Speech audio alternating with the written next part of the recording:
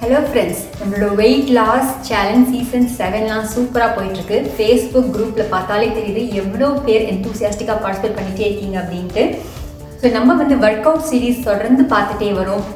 நம்ம ஸ்லிம் தைஸ்க்கான work out பார்த்தோம், ஆப்ஸுக்கான ஒர்க் அவுட் பார்த்தோம். இன்றைக்கி நம்ம பார்க்க போகிறது லவ் ஹேண்டில்ஸ் அப்படின்னு சொல்லப்படுகிற இடுப்பு பகுதிக்கான ஒர்க் அவுட். அண்ட் இந்த ஒர்க் அவுட் பண்ணும்போது ஆப்லீக் மசில்ஸ் நல்லா க்ரன்ச் ஆகிட்டு உங்களுக்கு அந்த டோனிங்கும் அந்த ஃபிட் பாடி உங்களுக்கு கண்டிப்பாக கொடுக்கும். ஸோ அகெயின் க்ளோயி திங்கோட அந்த லவ் ஹேண்டில் ஒர்க் அவுட் தான் நம்ம பார்க்க போகிறோம். ஸோ வாங்க வீடியோக்குள்ளே போகலாம்.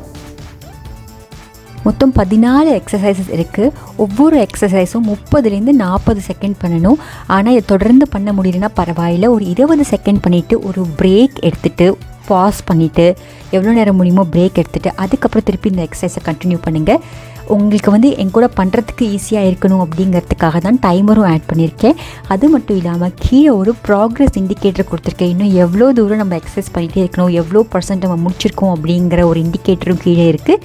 அண்ட் நீங்கள் பண்ணிகிட்டே இருக்கும்போது உங்களுக்கு நெக்ஸ்ட் எக்ஸசைஸ் பற்றின ஐடியா கிடைக்கணும் அப்படிங்கிறதுக்காக நெக்ஸ்ட் என்ன வருது அப்படிங்கிறதும் நான் கொடுத்துருக்கேன். ஸோ முடிஞ்சளவு என்னோட பண்ண ட்ரை பண்ணுங்கள். அண்ட் முடியலன்னா பிரேக் எடுத்துகிட்டு வீடியோவை பாஸ் பண்ணிவிட்டு அப்புறம் எப்போ முடியுதோ திருப்பி கண்டினியூ பண்ணுங்கள்.